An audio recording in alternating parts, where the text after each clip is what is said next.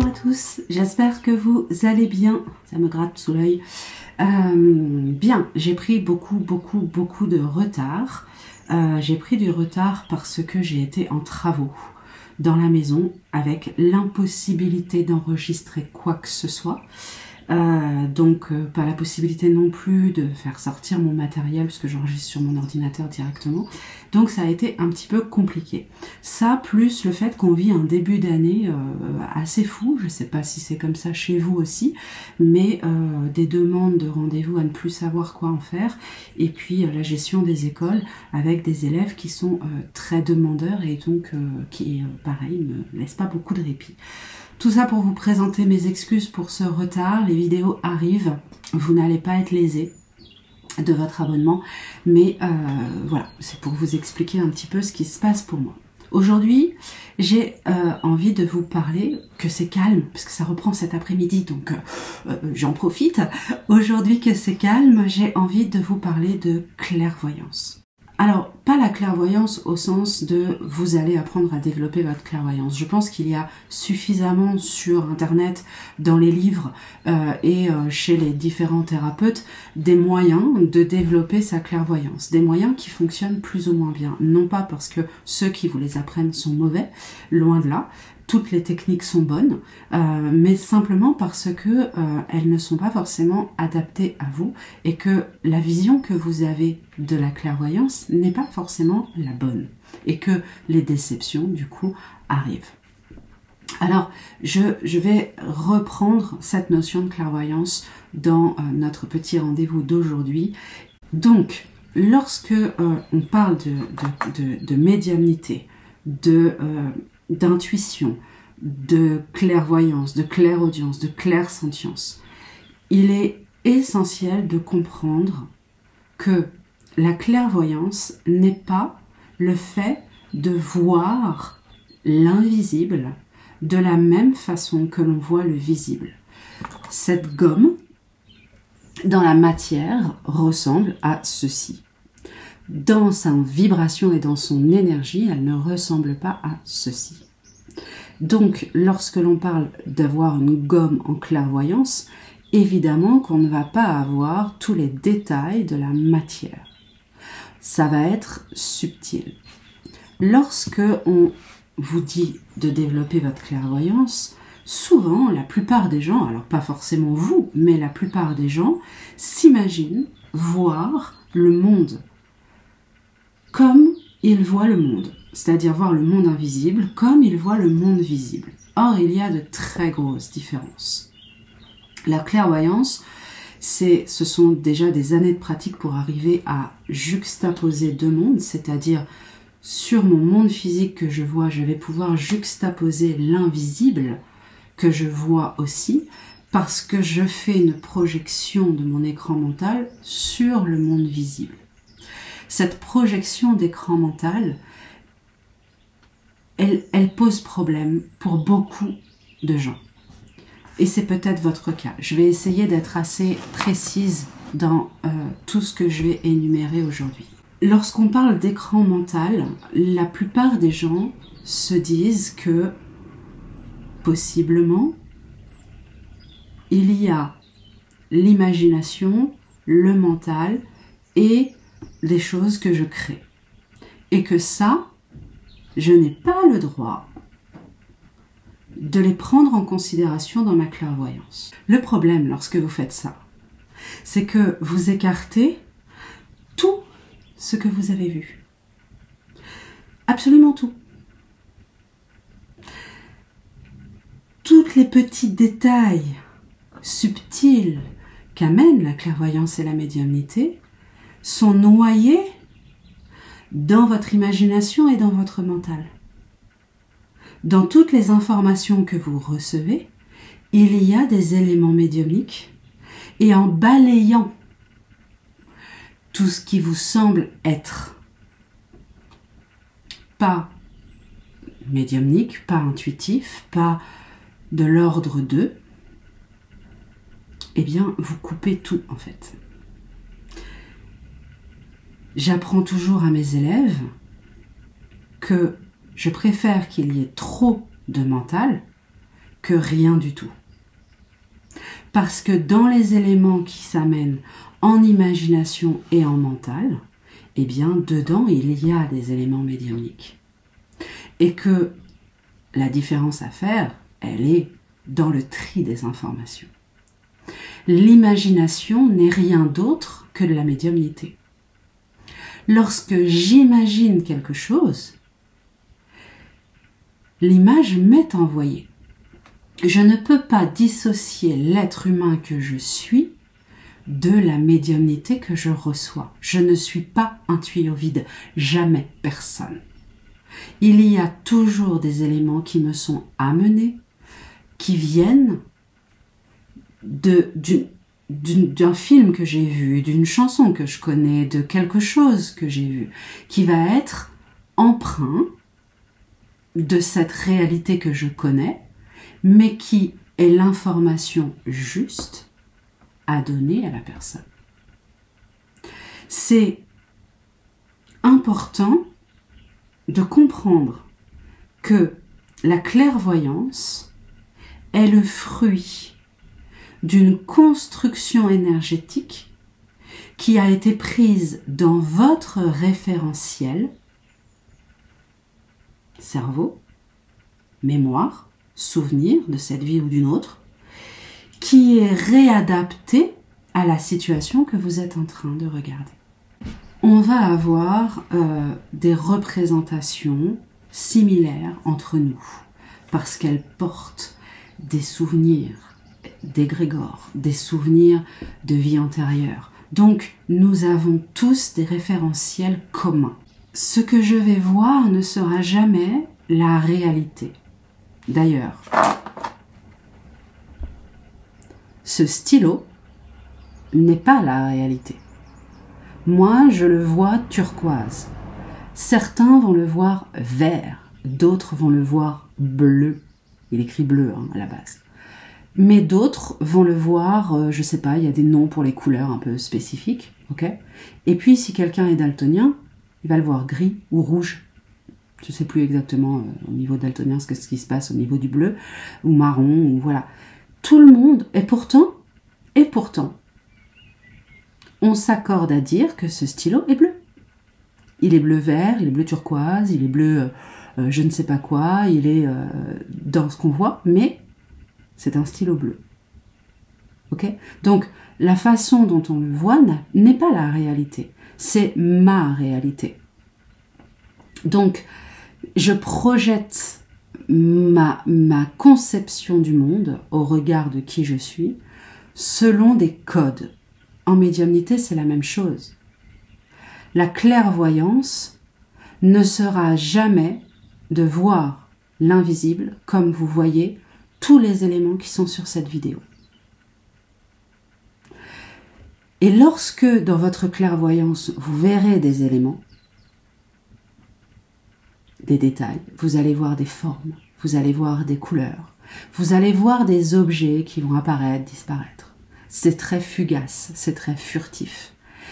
Et ce sont des objets que vous connaissez d'une certaine manière, que votre vous profond a déjà vu dans une autre vie ou dans celle-ci, que vous vous en souveniez ou pas. Donc, l'énergie fait quoi? Elle vient chercher dans votre cerveau quelque chose qui ressemble à la vibration qu'elle veut vous montrer et vous donne une image et vous jugez l'image. Les gens, la plupart du temps, jugent l'image comme étant oui, elle est médiumnique parce que vraiment c'est surprenant. Non, elle ne l'est pas parce que ça ressemble à quelque chose que je connais trop bien et qui est de l'ordre de mon mental. Et du coup, vous balayez. Pour développer sa clairvoyance, il ne faut rien balayer. Rien du tout. Alors évidemment, il ne faut pas prendre non plus des vessies pour des lanternes. On est d'accord. Il ne faut pas non plus créer quelque chose de toute pièce. Okay? Il ne faut pas se laisser embarquer par une image pour créer une histoire avec derrière. Ça, c'est vraiment la pratique qui va faire la différence de pouvoir se dire non mais là je suis en train de me raconter une histoire ou alors là je suis vraiment en train de recevoir quelque chose. D'accord? Mais la base de la clairvoyance, c'est de comprendre que lorsque vous recevez une vibration, qu'elle se transforme en image dans votre tête, elle utilise tout ce qu'elle peut dans votre tête pour se créer. Donc, il faut aussi comprendre qu'utilisant ce qu'elle peut dans votre référentiel, cette image n'est pas tout à fait réelle. Elle n'est pas réelle au sens où vous allez dire, voilà, là je vois une boîte, à cet endroit-là il y a une chaise. La façon dont vous allez voir la chaise, la façon dont vous allez voir la boîte n'aura rien à voir avec ce qui est réellement là. Si vous ne comprenez pas ça, si vous n'êtes pas d'accord avec ça et si vous n'êtes pas OK avec cette façon de percevoir, que c'est différent de ce qui est, vous n'arriverez jamais à accorder du crédit à votre clairvoyance et vous n'arriverez jamais à développer votre clairvoyance. Parce que vous aurez tout le temps ce petit mental et ce petit juge intérieur qui va vous dire « Ah bah c'était pas tout à fait ça. Moi c'est pas comme ça. Vu. » Donc d'accord, c'était ça, mais c'était pas ça. Et du coup, vous vous sabotez vous-même. La première chose à comprendre en médiumnité et notamment en clairvoyance, c'est que ce que vous allez voir n'a rien à voir avec ce qui est.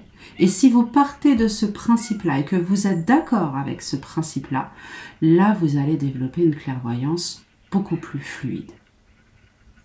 Maintenant, quand on veut développer sa clairvoyance, eh bien, il faut aussi se départir de la volonté de développer sa clairvoyance. Parce que plus vous allez vouloir développer votre clairvoyance, moins vous allez réussir à la développer. Plus vous allez lâcher prise sur votre clairvoyance et plus vous allez facilement voir des choses dans votre imaginaire. L'image dans l'air. L'impalpable. Ok ? C'est vachement important. Je sais, ça a l'air bête comme ça, mais c'est super important. Parce que nous avons, et tous, il n'y a personne qui fait exception à ça, on a tous une volonté de faire des choses, d'avoir des choses, de créer des choses. Cette volonté, si elle fonctionne très bien sur du coaching et sur des choses plus matérielles, en médiumnité, elle ne fonctionne pas. Plus je veux voir et moins je vais voir. Parce que l'énergie a besoin de fluidité, elle a besoin d'espace, elle a besoin de liquidité pour pouvoir s'infiltrer en vous. Et la volonté met des barrières. Cette volonté, vraiment, elle durcit les choses. Et quand on durcit l'énergie intérieure, il n'y a plus rien qui passe. Je veux, je veux, je veux, je veux, je veux. Vous voyez, la crispation. Je veux voir ce qu'il y a, je ne sais pas, dans la tête de cette personne. Ou plus simple, on va faire plus simple. Je veux voir ce qu'il y a sur ce terrain pour comprendre comment ça circule énergétiquement. Je veux. Je suis complètement bloquée, crispée. Là, je ne vais rien voir. Ça ne veut pas dire que je ne vais pas avoir des sensations, ça ne veut pas dire que je ne vais pas avoir des intuitions sur des choses, etc. Il va se passer des choses. Mais je ne suis pas en capacité de les recevoir parce que je suis bloquée sur ma volonté. Au lieu d'être ouvert à ce qui existe. La médiumnité, c'est de l'acceptation, c'est de l'accueil, c'est du je m'en fous. C'est fluide, c'est de l'observation. Lorsque j'observe des enfants qui jouent ensemble, vraiment juste de manière totalement détachée, je peux voir quelques secondes à l'avance ce qui va se passer. Comment l'autre va réagir, ou s'il va tomber, ou si ceci, ou si cela. En tant que parent, on sait très bien faire ça. Pas parce qu'on est là, je veux contrôler mon enfant, On n'est pas dans cette volonté-là. On les regarde jouer et on rigole et on trouve ça super mignon et on est dans la détente et le lâcher prise totale. Et des informations viennent. Quand les informations viennent, vous êtes en train de vous endormir. Vous êtes en méditation, en lâcher prise. Vous êtes détendu. Eh bien, la médiumnité a besoin de cette détente, de ce lâcher prise, de cette façon d'être pour amener des images. Il ne faut surtout pas de contrôle pour avoir une clairvoyance. Maintenant, votre clairvoyance, elle va être aussi fonction de votre capacité à voir les choses. C'est-à-dire que on a des personnes qui sont plutôt visuelles, des personnes qui sont plutôt auditives, des personnes qui sont plutôt kinesthésiques, des personnes qui, elles savent, point, c'est tout, elles savent. Et si vous êtes plutôt visuel, c'est-à-dire quand on vous raconte une histoire, vous voyez les images dans votre tête, vous voyez le film se dérouler. Si lorsqu'on vous raconte une histoire, vous avez plutôt tendance à avoir les ressentis des uns et des autres ou de ce qui se passe, etc. Si vous avez plutôt tendance à entendre sans forcément fabriquer d'images ou d'avoir de ressentis, alors à ce moment-là, vous êtes plutôt soit visuel, soit sensoriel, soit auditif. Et ça va changer beaucoup de choses dans votre clairvoyance. Parce que quelqu'un qui fonctionne à l'auditif, qui dans un souvenir se souvient parfaitement des odeurs et des bruits, mais a du mal à voir l'image. Quelqu'un qui dans un souvenir va se souvenir de comment il se sentait, mais qu'il ne va pas du tout se souvenir des bruits ou de l'ambiance visuelle du truc, s'il faisait nuit, s'il faisait pas nuit, si ceci, si cela. Là, ça va être beaucoup plus compliqué. La clairvoyance va être plus difficile parce qu'elle ne sera pas ce qu'on appelle le don premier. Elle ne sera pas l'énergie première. En premier lieu, vous allez avoir soit de l'auditif, soit du kinesthésique. Et ça, c'est aussi quelque chose qui est à accepter. Il faut accepter comment on fonctionne, qui l'on est, et s'adapter à ce que l'on veut développer, mais sans vouloir le développer, simplement le laisser fleurir, s'ouvrir comme une fleur. La clairvoyance, elle est là, vous l'avez, mais votre clairvoyance n'est pas forcément visuelle. Votre clairvoyance peut être une clairvoyance d'intuition. Je vois clair dans ce qui se passe, mais je ne le vois pas visuellement. Et tout ça, dans les définitions, c'est très important, parce que qu'est-ce que vous voulez? Qui êtes-vous? Comment fonctionnez-vous dans la vie de tous les jours? En visuel, en auditif, en kinesthésique? Comment est-ce que vous façonnez votre monde intérieur? En visuel, en ressenti, en auditif, en olfactif? Comment est-ce que vous façonnez votre imagination, votre imaginaire? Quels sont vos souvenirs? Comment sont vos souvenirs? Ils sont auditifs, ils sont visuels, ils sont précis dans le visuel ou pas très précis dans le visuel. Quand vous savez comment vous fonctionnez, que vous savez ce que vous voulez obtenir, c'est-à-dire plus de clairvoyance, ne mettez pas de définition sur comment doit être votre clairvoyance, parce que votre clairvoyance vous est propre. La façon, vous ne savez pas, moi je suis très clairvoyante. Tout est en visuel quasiment chez moi. Il y a un peu d'auditif, il y a beaucoup de ressenti, mais il y a principalement du visuel. Il n'y a pas du tout d'olfactif. Très rare.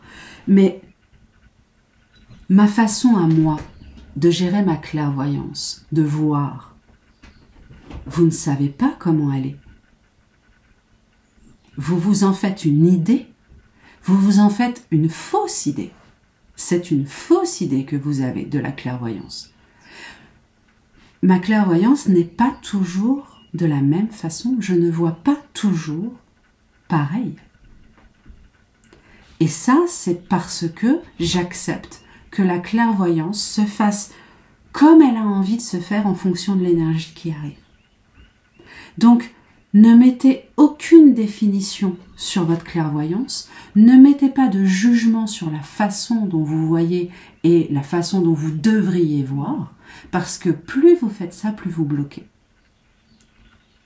Et acceptez que elle arrive à des moments impromptus.